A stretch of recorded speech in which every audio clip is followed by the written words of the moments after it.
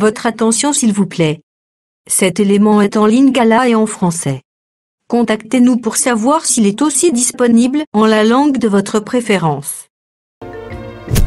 Évangileéternel.com Le site de l'Évangile éternel.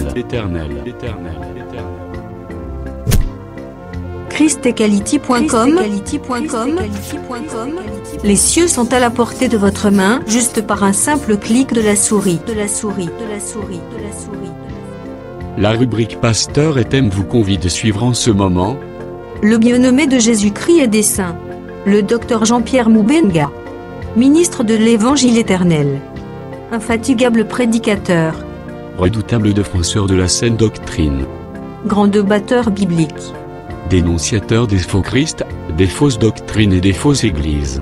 Auteur de plusieurs enseignements. A confié l'Évangile à plusieurs. Une vraie référence généalogique pour beaucoup. Grand missionnaire de l'Évangile éternel partout dans le monde, il est nommé même là où il n'a pas mis pied. Plus de 20 longues années dans le ministère. Suivez-le tous les jours sur évangileéternel.com, le site de l'Évangile éternel. Là, vous y trouverez tous ces enseignements disponibles en texte, en audio et en vidéo, classés et ordonnés. Pour donc retrouver l'ordre de ces enseignements, nous vous conseillons de suivre ces vidéos depuis sa page sur notre site plutôt que sur YouTube. Bonne édification au nom de notre commun Seigneur et Dieu Jésus-Christ. Amen.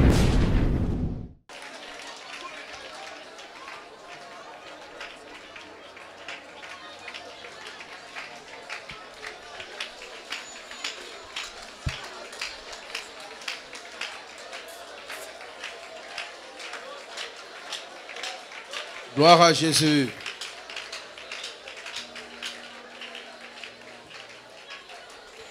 Gloire au puissant de Jacob. Sukisa lo sambo na yo na eteni ya lo yembo wana. Jésus, tu m'as aimé, ton sang m'a racheté. Gloire, l'agneau de Dieu. Hosanna, amen. Jésus, tu m'as aimé, ton sang m'a racheté. Gloire, Confessez yango. l'agneau de Dieu. Otamotema na yo. Hosanna, oh Jésus, Jésus, tu m'as aimé, Merci Seigneur. ton sang m'a racheté. Gloire à l'agneau de Dieu. Hosanna, Hosanna, oh Jésus, Jésus, tu m'as aimé, ton sang m'a racheté. Alléluia. Gloire à l'agneau de Dieu. Hosanna, Hosanna, amen. Oh Jésus, tu m'as choisi, ton sang m'a purifié. Gloire à l'agneau de Dieu. Hosanna, amen. Oh Jésus, tu m'as élu, ton sang Merci, Seigneur Jésus. m'a purifié. Gloire l'agneau de Dieu. Hosanna, oh Jésus, Jésus, tu m'as aimé, ton sang m'a racheté. Ça c'est Gloire, vrai. gloire à l'agneau de Dieu. L'agneau immolé. Hosanna,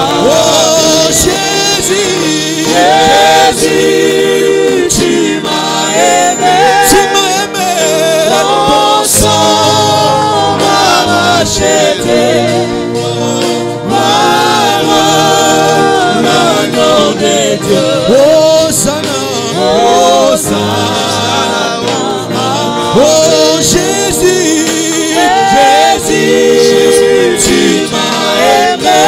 Ton sang m'a racheté.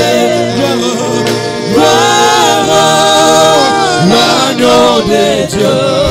Hosanna,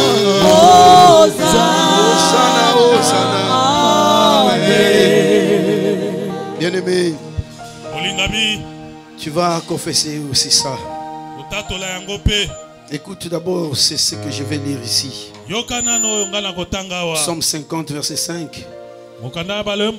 Rassemblez-moi mes fidèles qui ont fait alliance avec moi par les sacrifices. S'il n'y avait pas le sacrifice du Seigneur Jésus, toi tu ne serais pas ici pour écouter la parole. Mais écoutez, si tu es ici, c'est que ce sacrifice qui a fait couler du sang a fait que, puisque ce sang-là parle, le sang de Jésus connaît ton nom. Il t'a appelé par ton nom. C'est pourquoi tu es ici. Et crois que ceux qui te combattent, ils vont tomber devant toi. Au nom de Jésus, témoigne seulement que Jésus, tu as répandu ton sang pour moi. Témoigne ça au nom de Jésus. Et les ennemis vont partir au nom de Jésus, nous prions.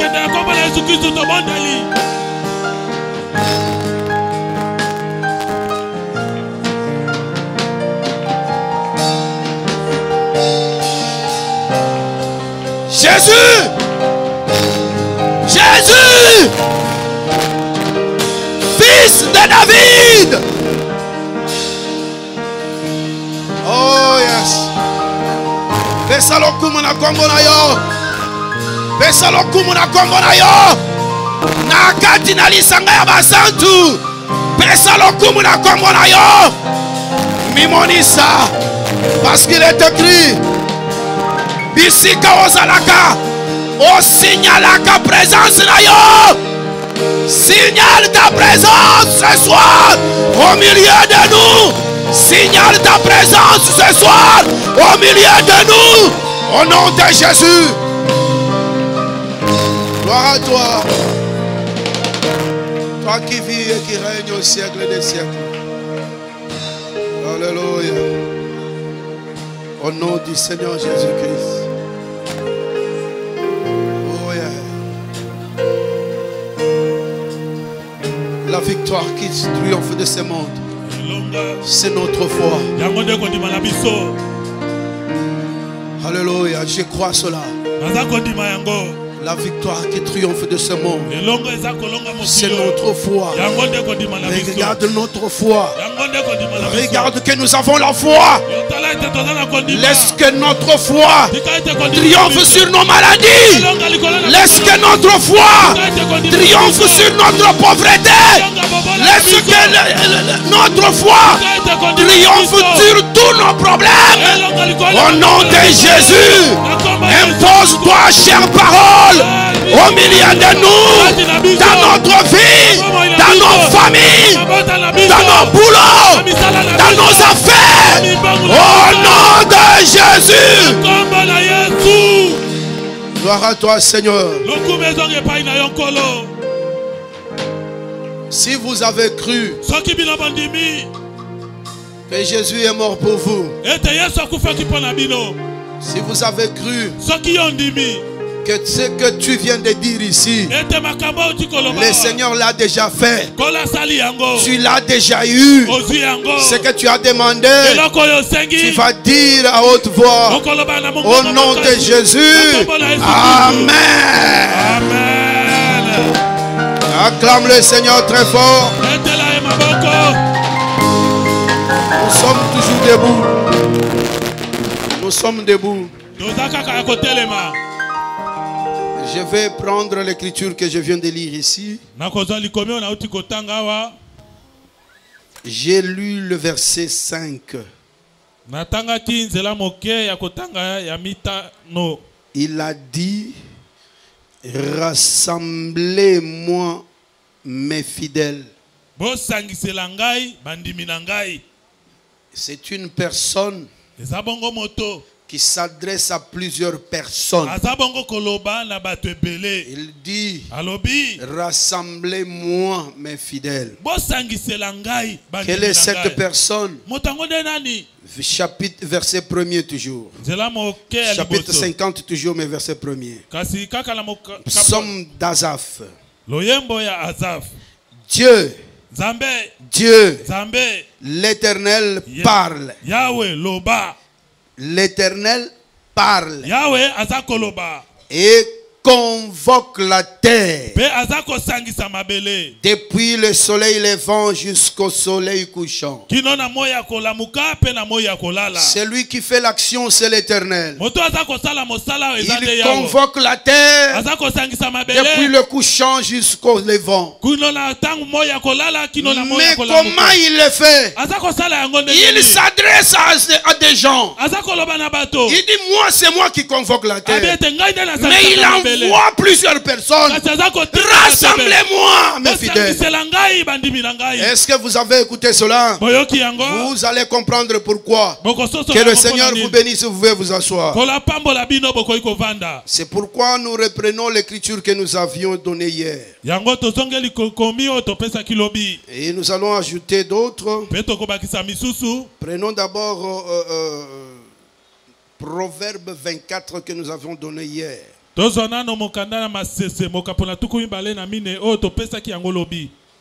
avait lu le verset 6. Mais nous osons commencer par le verset 5 aujourd'hui. Et nous relirons le verset 6. Un homme sage est plein de force. Je vous confirme, mes frères, si vous recevez la sagesse, vous avez la force avec vous. Un homme sage est plein de force. Celui qui n'a pas de sagesse, il n'a pas de force.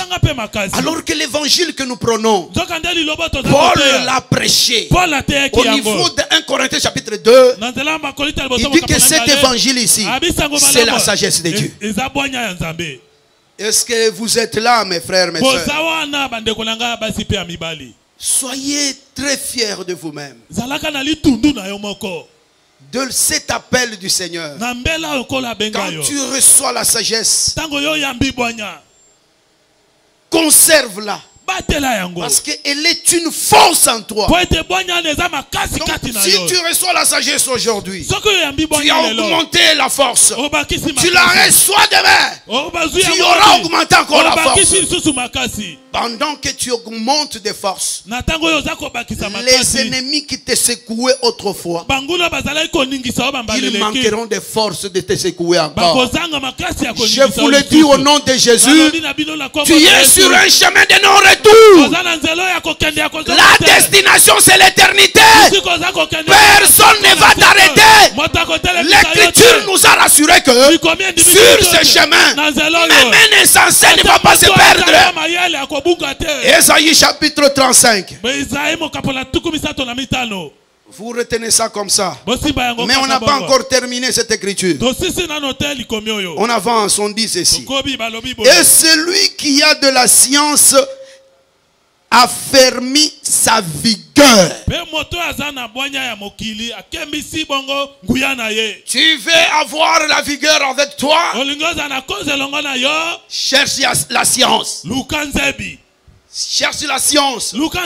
La science, c'est la connaissance. C'est lui qui a la connaissance. Il affermit sa vigueur. Est-ce qu'il y a des gens qui ont besoin de la science ici? Il y a des gens qui ont besoin de la vigueur. Cherchez la connaissance et vous l'aurez. Au nom de Jésus-Christ de Nazareth. Car tu feras la guerre avec prudence.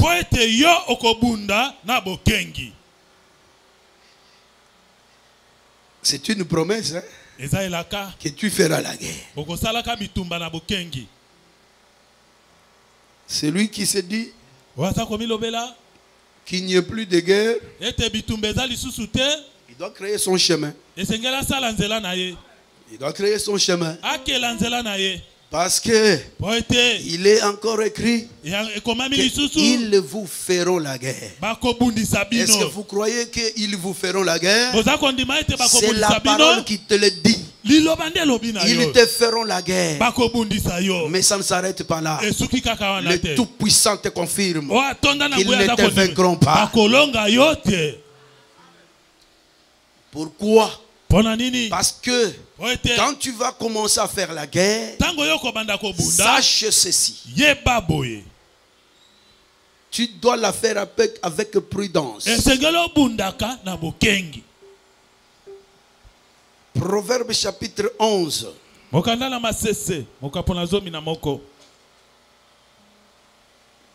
Prenons le verset 14.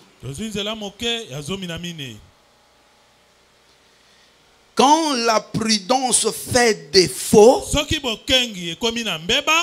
le peuple tombe. Et le salut est dans le grand nombre des conseillers. De l'autre côté aussi, on avait dit, j'ai pas lu cette portion-là d'écriture. Et le salut dans 24 également. Et le salut est dans le grand nombre des conseillers. Ici, nous introduisons déjà comment l'église de Jésus-Christ doit être dirigée.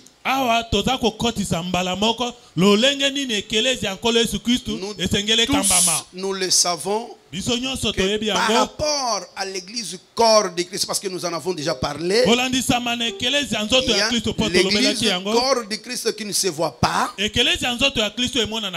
avec l'œil comme ça. Mais cette église s'est morcelée en des églises qui se voient et qu'on appelle des églises locales. Les églises que nous avons appelées ici des carrières, dans lesquelles même le fils de la perdition peut venir. Mais c'est un chantier où le Seigneur est en train de former ses enfants. C'est pourquoi nous disons que quand tu te retrouves ici, un aventurier comprendra dans sa tête qu'il est aventurier. C'est comme Judas Iscariote. Quand il était avec les autres frères, il savait que malgré que j'écoute la parole, mais je suis voleur, je continue avec mon vol. Est-ce que vous êtes avec moi? Mais toi, même si tu étais voleur, tu sentiras que le vol est parti. Peut-être que c'est le mensonge qui est resté un peu. Pendant que tu remarques que les choses, le mal est en train de dissiper, miraculeusement, tu comprendras et tu auras la conscience que c'est lui qui a enlevé le vol. Il va enlever aussi le mensonge.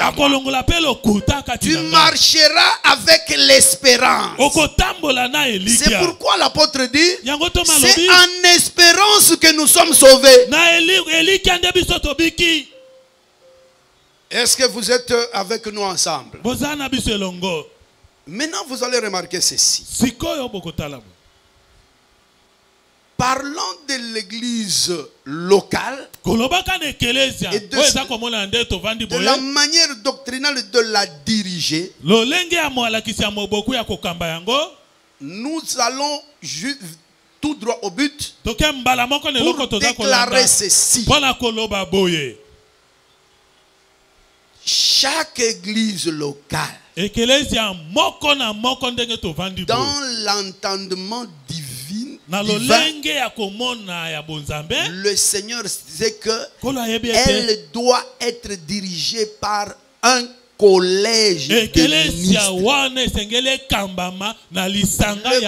Le collège veut dire, il traduit ça bien, c'est l'assemblée des dirigeants, l'assemblée des ministres ou l'assemblée des anciens.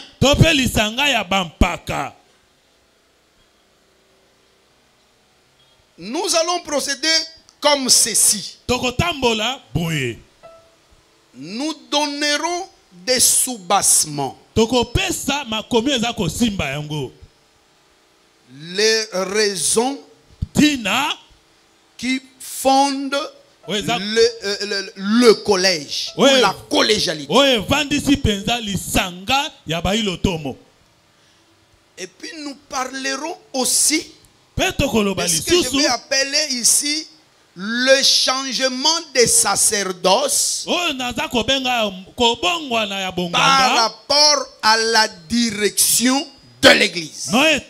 Donc on verra comment les ombres avaient déjà prophétisé sur la manière de diriger l'église. Et puis nous pourrons toucher, si le Seigneur le veut, l'histoire de l'église. Parce que quand on parle d'église, dans la Bible il y a toute une histoire.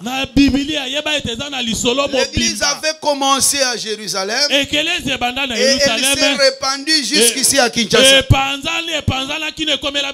Nous irons seulement lire les Écritures pour les frères qui ne comprennent pas que les actes des apôtres sont les Écritures, que les frères comprennent que les actes des apôtres sont les Écritures.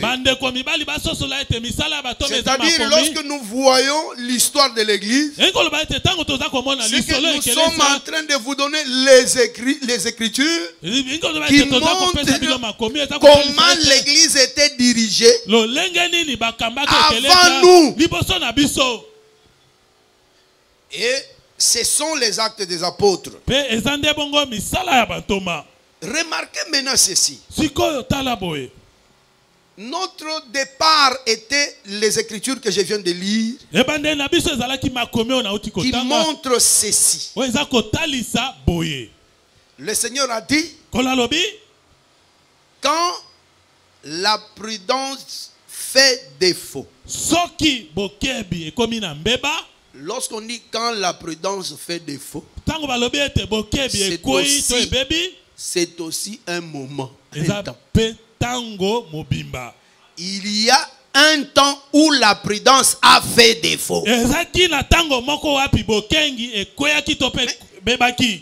la prudence fait défaut, vous le remarquerez par le fait que le peuple va faire quoi? Il tombera. Parce que l'Écriture dit, lorsque la prudence fait défaut, le peuple tombe. Mais le salut, c'est aussi un moment. Et ce moment doit être caractérisé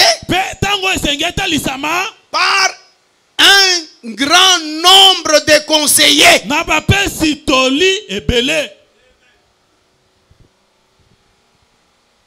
Le grand nombre de conseillers, c'est ça le collège des ministres.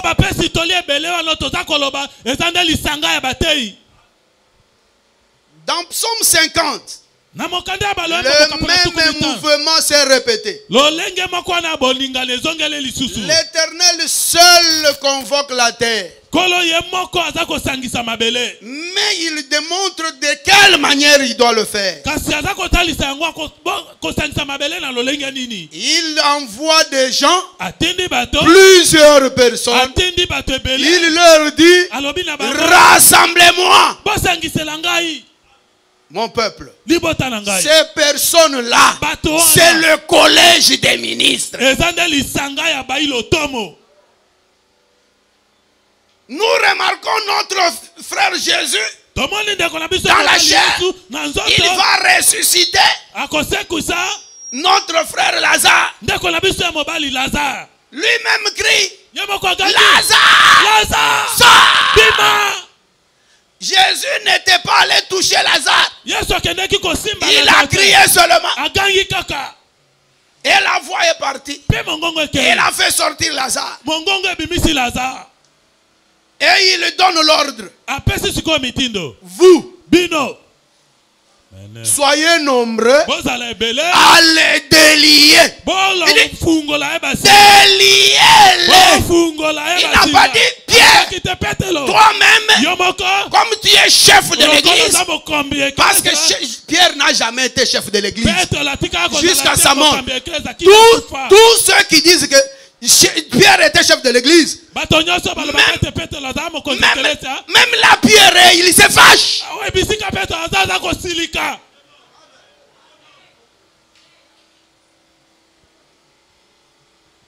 Il a dit, soyez nombreux, faites maintenant l'œuvre de les délier.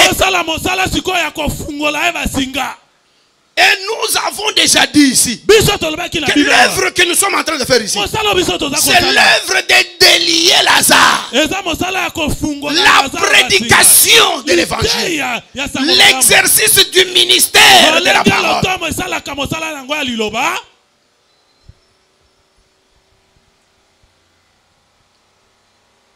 Et retenez mes frères, ça je le dis en passant, s'il y a des questions on pourra y revenir. La prudence, c'est l'œuvre du serpent. Jésus a dit, frères et sœurs, soyez prudents comme les serpents. Donc, je comprends que l'église des saints, c'est aussi l'église des serpents. Parce que pour que je sois prudent, il faut que je sois comme serpent. Donc je dois être un serpent. Les petits serpents sont là.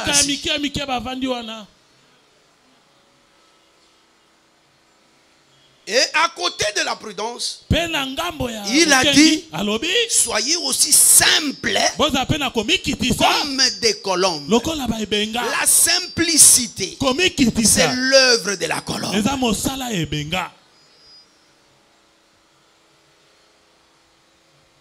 Je le dis en passant comme je le dis. Lorsqu'il y aura des questions, on y reviendra avec détail. Là, être simple, ça s'oppose à être orgueilleux. Un orgueilleux, c'est celui qui va au-delà, qui va traverser les frontières de l'église. Il va au-delà de ce qui est écrit. Toutes ces personnes ici, vous les verrez au nom du Seigneur Jésus. Il montre comme s'il est simple de l'extérieur, mais ce qu'il fait est contre la doctrine. Ce qu'il fait n'est pas dans les Écritures. Ne regardez pas l'apparence. Dites-vous, voici un orgueilleux. Même ici, lorsque vous présentez aux frères l'Écriture, et vous voyez le frère dire non, toujours les Écritures, même si ce frère-là marche avec les sandales comme je les ai portées aujourd'hui, sachez que c'est un orgueilleux. Dans l'entendement divin, un orgueilleux, c'est celui qui ne respecte pas les Écritures. Et un simple, c'est celui qui demeure dans ce qui est écrit.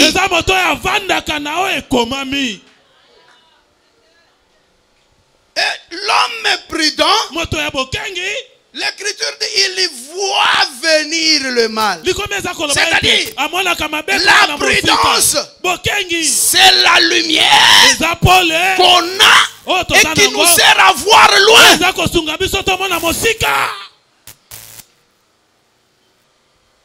Et celui qui combat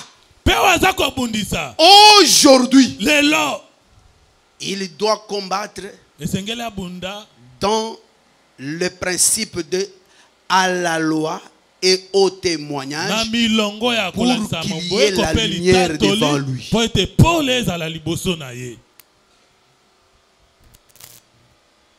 Et d'après cette écriture, pour tous les deux mouvements que j'ai parlé ici, ce sont deux moments. Il y a le temps où la lumière a manqué, le temps où l'explication des choses a manqué, le temps où l'interprétation a manqué, c'est le temps de Moïse, le temps de la première alliance. Pendant ce temps, tous ceux qui ont combattu, ils étaient tombés.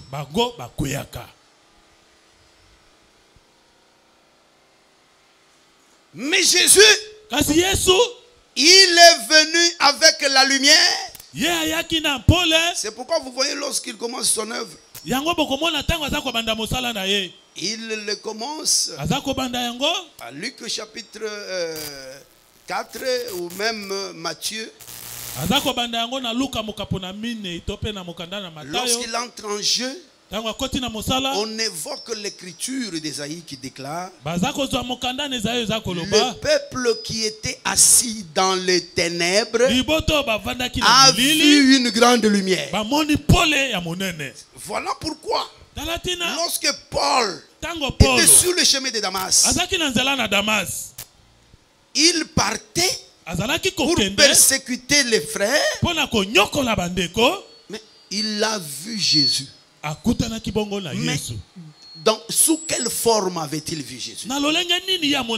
Jésus était une lumière qui lui avait paru. C'est cette lumière-là qui est la grâce de Dieu et la vérité que Jésus avait amenée. Moïse avait amené la loi, mais Jésus est venu avec la grâce et la vérité. Cette grâce et la vérité, c'est la lumière, la grande lumière qui est apparue dans le monde. C'est pourquoi nous disons ceci. Du temps de Moïse, il y a eu les ténèbres. Les gens n'ont pas eu l'intelligence des choses. Pourquoi? Parce que nous avions évoqué une écriture ici. Dans Proverbe chapitre 20, ce n'est pas aujourd'hui. Dans le verset 5, on avait dit les eaux dans le cœur de l'homme, plutôt les pensées dans le cœur de l'homme sont des eaux profondes. Un homme intelligent ou sage sait y puiser. Nous avions dit que ce prédicateur-là, c'est Jésus qui a apporté la lumière. Mais Jésus était en même temps Jacob, en même temps Israël. Jésus était en même temps Jacob, en même temps Israël. Ça veut dire qu'il a passé deux phases de sa vie. Il a d'abord été comme un humain comme ça, dans un corps, un seul corps. Jésus était d'abord dans un corps pour accomplir Deutéronome chapitre 18 verset 15, qui avait dit, lorsque le Seigneur travaillait à Moïse, à un certain moment il a dit, l'Éternel votre Dieu. C'est Moïse qui le dit. Il prophétise parce qu'il était prophète. Nous prenons ce Deutéronome. Verset 15 du chapitre 18, il dit ceci rapidement. L'Éternel, ton Dieu, te suscitera du milieu de toi, d'entre tes frères, un prophète comme moi. Vous l'écouterez. Moïse était seul. Il a travaillé. Il a donné la promesse que l'Éternel vous suscitera un autre prophète comme moi, Moïse. Quand Jésus était seul dans la chair, il était un autre Moïse. C'est pourquoi la caractéristique générale qui montre qu'il était Moïse, c'est quoi? Moïse, en son temps, il parlait difficilement. Il bégayait. Donc, ce qu'il disait ne se comprenait pas bien. C'est pourquoi, dans Exode chapitre 4, verset 16, Dieu donne encore une autre promesse. Il faut retenir ça parce que ça sera le chemin pour avancer. Il dit ceci. Exode 4, 16. Alors que Moïse avait déjà dit à Dieu, je ne saurais pas parler. Dieu se fâche. Et il dit, n'y a-t-il pas ton frère Aaron?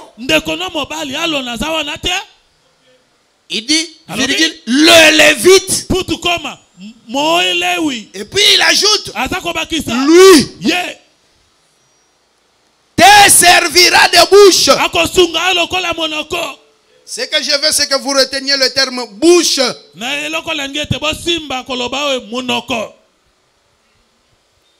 Moïse est là. Il bégaye. Dieu promet, il dit,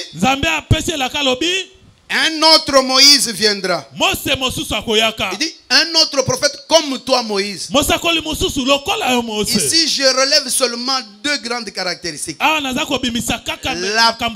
première, c'est que Moïse parlait difficilement. Cela veut dire, quand il parlait, il disait la vérité, mais les gens qui l'écoutaient ne comprenaient pas ça. Parce qu'il parlait dans une langue que eux ne comprenaient pas. Et Dieu dit, un autre viendra. Autre chose, c'est que une autre grande caractéristique de Moïse, Exode chapitre 7 verset 1, l'Éternel dit, toi Moïse, je t'ai fait Dieu devant Pharaon. Ah bon? Moïse parlait difficilement. Mais Moïse était aussi un prophète Dieu. Quand Jésus est arrivé comme un prophète, si vous lisez Jean chapitre 1er, vous trouverez, lorsque André est allé parler à son frère, nous allons retrouver, reprenons ça, voyons ça un peu rapidement, pour ne pas décaler les termes. Verset 44 dit, Philippe était de Bethsaïda, de la ville d'André et de Pierre. C'est Philippe qui rencontra Nathanaël et lui dit, nous avons trouvé celui de qui Moïse a écrit dans la loi et dont les prophètes ont parlé, Jésus de Nazareth, fils de Joseph.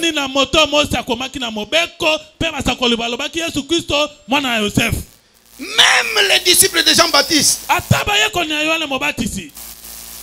lorsqu'ils sont allés également vers Jésus, ils ont dit, notre maître Jean-Baptiste nous a demandé de te demander, est-ce que c'est toi? Ou devrons-nous en attendre un autre? La promesse était que je vous susciterai un autre prophète comme moi, Moïse. C'est comme ça, vous avez vu Jésus, lorsqu'il a paru, il parlait difficilement. C'est-à-dire, il parlait en parabole. Il suffit que vous regardiez par exemple Matthieu.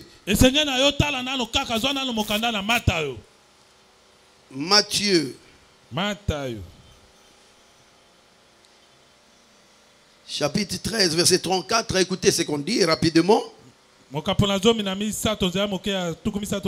Jésus dit à la foule toutes ces choses en parabole. Et il ne lui parlait point sans parabole. Est-ce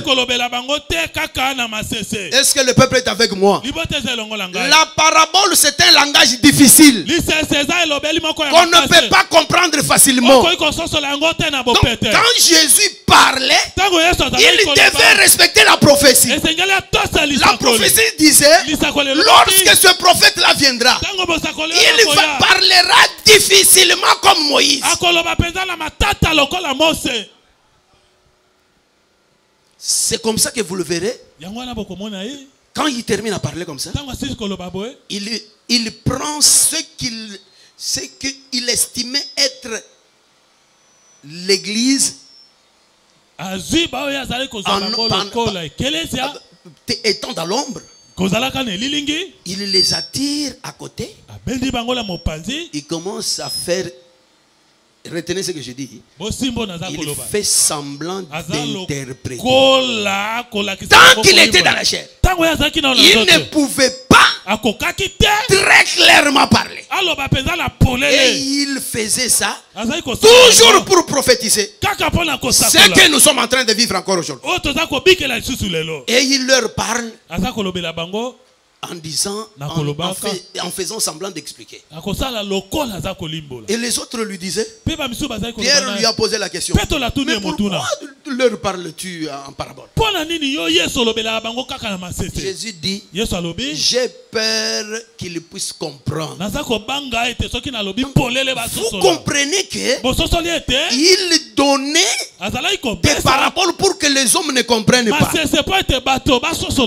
Il parlait difficilement, comme au temps de Moïse. Et puis Jésus s'est dit lui-même, je suis fils de Dieu. En Israël, ça veut dire, il s'est dit qu'il est Dieu. Donc Jésus a accompli cette prophétie-là. Mais je vous dis ceci. Pendant qu'il était en train d'accomplir cette prophétie, d'abord d'être Moïse, une personne qui parle difficilement, en d'autres termes qui parle en parabole, et qui était aussi Dieu. Mais il savait que lorsque Moïse a parlé difficilement, lorsque Moïse a dit à Dieu, je parle difficilement, le peuple ne me comprendra pas, Dieu s'est fâché et il a ajouté une autre personne. Il a dit, n'y a-t-il pas Aaron ton frère? Donc, quand Aaron était là, Aaron devait aussi parler. Mais Dieu l'a appelé, Aaron, c'est ta bouche. Est-ce que vous êtes avec nous? Mais j'ai dit, là j'ai situé dans l'écriture de base quand est-ce qu'on a combattu sans prudence. D'abord du temps de Moïse, ensuite du temps de Moïse répété. Au moment où Jésus était seul ministre. Il parlait en parabole. C'est pourquoi nous avons dit hier, en ce temps ici, tant qu'il parle sans prudence, sans dévoiler les choses,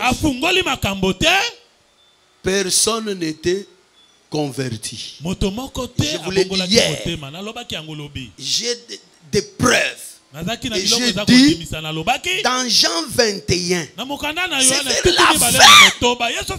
Il dit à Pierre, il a choisi Pierre. S'il avait choisi Thomas ou Thaddée, vous alliez dire, oh, ces frères-là n'ont pas beaucoup prêché. Il a choisi celui à qui il avait donné les clés du royaume. Il a choisi celui qui posait beaucoup de questions. Et il lui dit, quand tu seras, c'est pour dire que au jour là, le jour où il lui parlait, il était encore inconverti ou non converti. Et il a prophétisé en disant, quand tu seras converti, que tu affermisses tes frères. Nous avons dit hier, en suivant la vie de Pierre, nous avons vu que le jour de la Pentecôte, Pierre s'est mis debout pour commencer à affermir ses frères. La peur avait dissipé de lui. Il est sorti pour commencer à parler. Et c'est là où nous comprenons que, à partir de ce moment-là, Pierre est devenu converti. Est-ce que nous sommes ensemble avec vous? C'est là où vous allez remarquer que Jésus a eu ces deux phases-là. Il a fait le Moïse, mais il devait faire aussi le Aaron. Parce que la solution à la difficulté de parler de Moïse, c'était Aaron. Donc Jésus, en tant que Moïse, devait être aussi faire le Aaron. C'est la deuxième étape. C'est pourquoi, mes frères, je vous dis, Jésus est avec nous. Na lobata na lingala. Bandeko yo balukaka bakambi. Jésus azali na bomoi. Azali awazo ko ba musala na ye.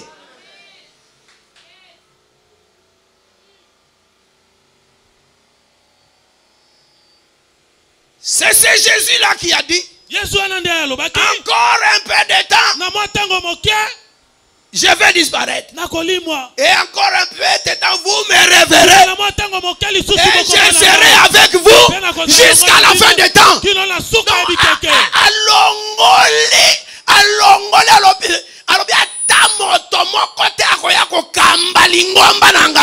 Ah, je comprends que je comprends que les gens ne comprennent même pas ce que c'est que l'église. Jean a défini l'église comme ceci. Dans la vision prophétique, Jean, c'est-à-dire Apocalypse chapitre 1er, le verset 20. Écoutez ce que Jean dit. Le mystère de cet chandelier et de cette étoile que vous avez vue dans ma main, il donne une interprétation absolue. Il dit les étoiles que vous voyez, ce sont les anges de cette église. Il ajoute les chandeliers que vous avez vus là. C'est ça l'église. Écoutez-moi mes frères. L'église c'est un chandelier. Nous avons commencé avec ça. Pour dire que lorsque Moïse faisait le chandelier, les chandeliers devaient avoir une même pièce. C'était de l'or pur. L'or pur dont a parlé Lamentation chapitre 4 verset 3. C'est-à-dire les nobles fils de Sion. C'est de l'or pur. L'or qui n'a pas de péché. Voilà pourquoi c'est Nathanaël dont nous parlons. Lorsqu'il est venu pour la première fois, avant même de rencontrer Jésus, Jésus le regarde, il dit: regardez un Israélite dans qui il n'y a pas de fraude, dans qui il n'y a pas de péché. Mais ce frère ici, c'était la première fois qu'il voyait Jésus. Jésus ne l'avait pas encore prêché. Il était là pour la première fois. Il n'a même pas commencé la conversation. Il dit: voici, c'est monsieur en lui. Mais je vous informe que Nathanaël avait des péchés. Mais l'œil de Jésus ne s'arrêtait pas sur le corps. L'œil était allé plus loin dans la présence de Dieu. Et l'œil a vu que quand j'ai fabriqué les hommes, Nathanaël aussi était de l'or pur.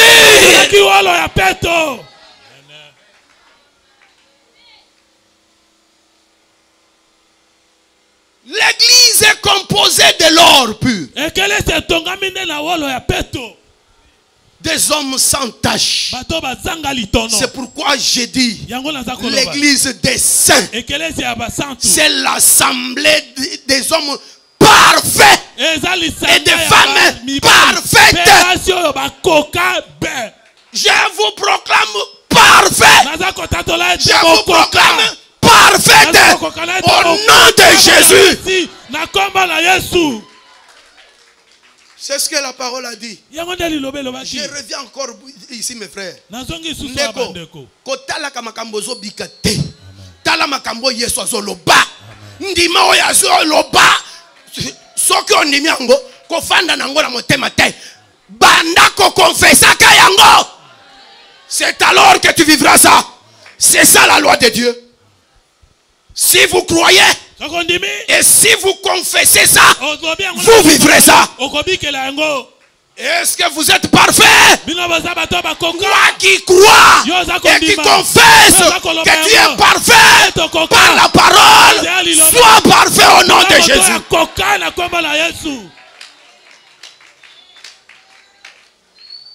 C'est pourquoi, mes frères, Jésus devait faire les deux choses. Le temps. Mais nous allons dire ceci pour terminer. Pour suspendre aujourd'hui. Je vais donner des versets difficiles. Ce ne sont pas des versets faciles. Parce que dans les Écritures, il y a des choses faciles à expliquer. Ce n'est pas moi qui l'ai dit. J'ai lu ça dans l'Écriture. Il y a des choses difficiles à expliquer. C'est écrit comme ça. Je prends le livre de Lévitique.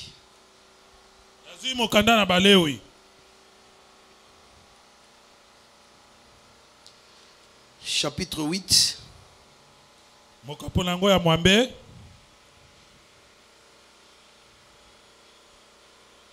Lévitique chapitre 8.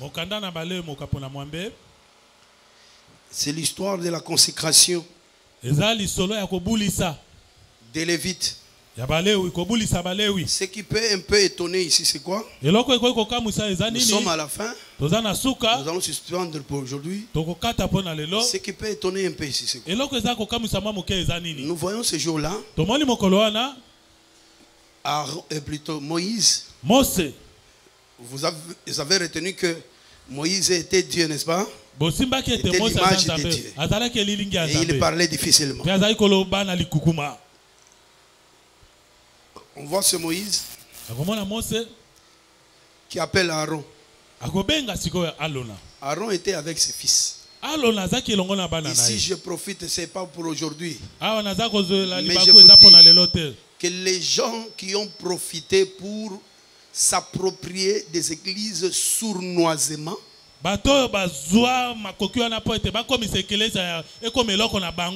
pernicieusement, nandenge ya mayele mabe ya kobombama. Oko comprendre te. Heureusement Nzambe pas za songi songi. Soki soko bandi kaka bongo ye moko abimisio. Nake l'église ya tel. Donc déjà to comprendre yo. Po batu ba yebeke za église na yo. Nde ba lo ba église ya tel. Nake pas tel. Nake pas tel. Nake pas tel. Ba tel wana nyonso. Il faut fongoler lango liso talango malam.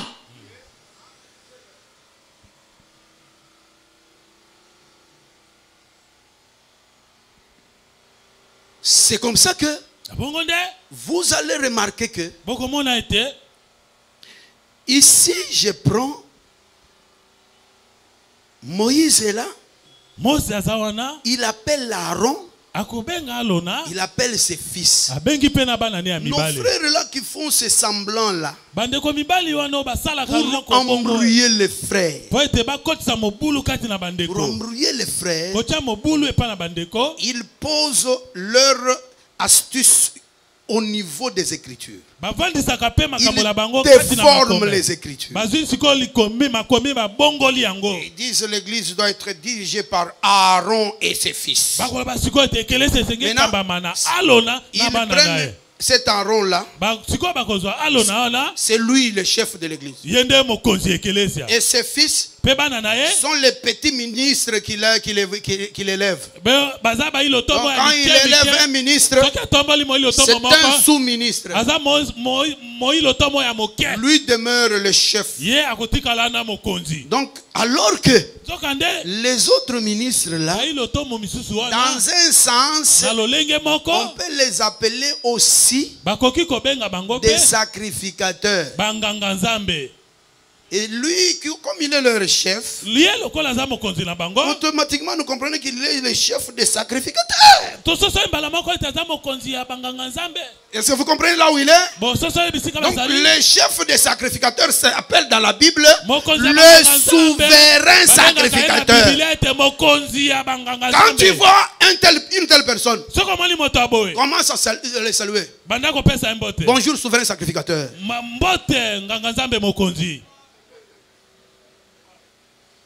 Si ils veulent comprendre ces choses, qu'ils abandonnent ces choses-là, d'être chef des ministres, d'être responsable des ministres. Mais regardez ce que moi je vais laisser comme question à vous.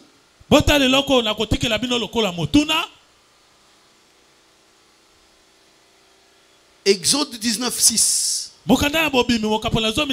Répété en Apocalypse chapitre 1er verset 6 encore. C'est une déclaration du Seigneur. Là-bas c'était une promesse. Ici c'est l'accomplissement de la promesse. Ici il dit il a fait de nous. Ça c'est le prophète Jean qui dit. Il a fait de nous au passé composé. Il a fait de nous un royaume des sacrificateurs. Comment comprendrez-vous lorsqu'on dit que vous êtes un royaume des sacrificateurs?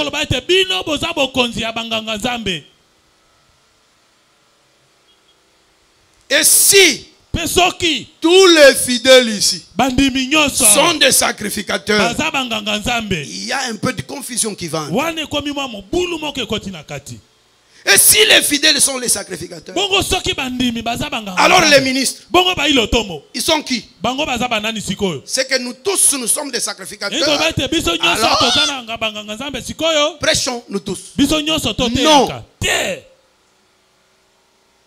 C'est là où je dis que ça reste comme une question à toi. Mais nous allons aborder ça.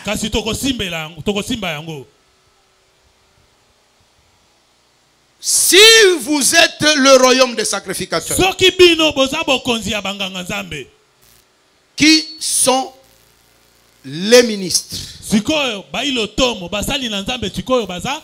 Ils sont qui dans le royaume des sacrificateurs?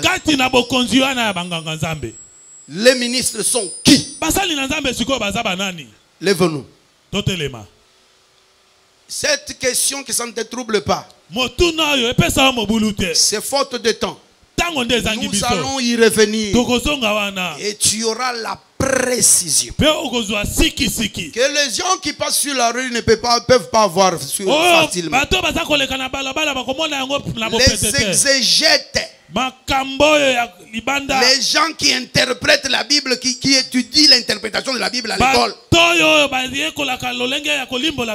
les rabbins, ils ne l'auront pas facilement. Mais pour toi, tu l'auras très facilement sans payer de l'argent. C'est ainsi que tu vas remercier le Seigneur. Parce que toute cette connaissance, elle doit t'apporter la force. Elle doit t'apporter l'affermissement de ta vigueur. Et tu ne peux pas dire merci au Seigneur. Remercions le Seigneur. Prions au nom de Jésus-Christ.